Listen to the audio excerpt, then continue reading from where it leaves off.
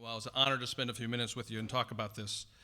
I'm probably an unlikely person to be here. It's my third year at Kansas Wesleyan as the director of athletics. This is the first institution that I've worked at that's an NAIA school. Like Gary, I'm old. So I've been at a lot of schools. I've worked in this business 35 plus years. But again, this is the first time I've been at NAIA school. And if you looked at our Champions of Character report card for this year, well, you'll see with Chris Fear's leadership as our coordinator and the work of our coaches, we accumulated 95 points, which is the most we've ever done. Our coaches, our student athletes have done an outstanding job. But then you'll see at the bottom of the list, we have a minus 50. So we have the biggest deduction possible because of incidents in competition.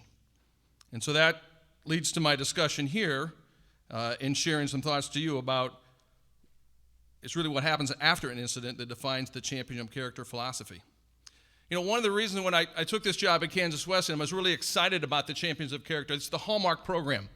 Again, I've worked in college athletics for a long time, and the ability to really have an intentional character program. I think we knew sports builds character. It does at Little League, and it does at college. But to have at the NEI, this intentional program where coaches take these online classes, students take the Live 5 courses, that was really great. We value the Champions of Character program at Kansas Wesleyan.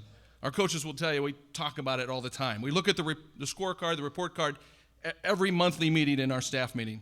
Our coaches carry it into the community. They've done a great job this year with that. Our student athletes, we try to have them all take a Live 5 class during orientation. And then we have a discussion afterwards. Coach Fear has a couple of students there, and he leads a discussion with them. I think that's a great best practice. So we really value it. So how can we be that institution that has the minus 50? And what I found is that the student athletes at Kansas Wesleyan and at other KCAC schools face those same challenges that I saw when I worked at the NCAA level. It's not any different. Some of the same challenges. And then Gary described it as well. It's in the heat of the moment. It's in the heat of the time. That's when things happen. And for us, it was at the conference championship soccer game. And with both men and women playing, it certainly was the heat of the moment. And we actually lost 50 points in that one day. So we saw all the work that our coaches and student athletes had done towards this championship character program erode when two assistant coaches, and 3 student athletes were disqualified from that game. And those were going to be 50 points we knew deducted. And not feeling good, the deduction aside, not feeling good about how they had represented the university on that day or had represented themselves. A week or so later, we had another incident at a basketball game, not necessarily a Champions of Character incident, but we had a couple of players leave the bench when there was a skirmish on the floor to protect one of their teammates, and they were disqualified. And so, when those disqualifications happen, what happens? The note goes to the president. And our president, I wasn't sure he was going to stay to hear about our minus 50, but he's here. He doesn't like to hear about that, but he's here. And, he talked with me about it. What's going on? And that was a question I was wondering as well. It's my 15th year, or at that time, I guess 14th as an athletic director, and what is going on? So I pulled our head coaches together to say, hey, what are we doing? What's going on? What's happened to our character? And I wanted some answers.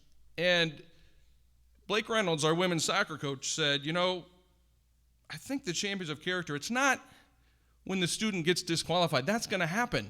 We're dealing with 18 to 22-year-old men and women, and they're going to make bad decisions. We're here to develop student athletes, and that doesn't always mean they're on the right side of the line. It's our job to get them on the right side, but sometimes they stray on the other side. And what Blake said, it's what we do afterwards. That's the Champion of Character thing. How do we handle it? How do we hold them accountable? What do we do with them at that point? I didn't really want to hear that answer. I just wanted to know it was going to be fixed. I didn't want any more emails going to the president. I didn't want to have to hear about it again. But it took a couple of days for that to sink in. And I thought back to a situation the year before in women's soccer. We had an incident. One of our players jumped to the defense of her teammate, and she and the other player on the other team were both red carded. And so we started down this process. And I went to meet with the team later that week and talked with them in a team meeting and gave them the talk that I think every athletic director should. We can't have any more of that. That's not what Kansas Wesleyan represents. But then I sat aside and I watched Blake Reynolds teach. I watched our coach teach. He talked with our student athletes about, okay, what should we have done? What could we have done? what are some steps we could have done differently? And student athletes spoke up and talked about, well, I could have gone to the protection this way, or I could have done this. And the student athletes had a description of what they could do better, how they could better represent this institution, and how they could really be champions of character. And I had kind of forgotten about that in the first year, but I hearkened back to that conversation. And it resonated with me that Blake was on target. It's what you do afterwards that helps define the champions of character. Are you going to look the other way? Are you going to say, well, that was the official's fault, the officiating was poor? If the officiating was better, we wouldn't have been in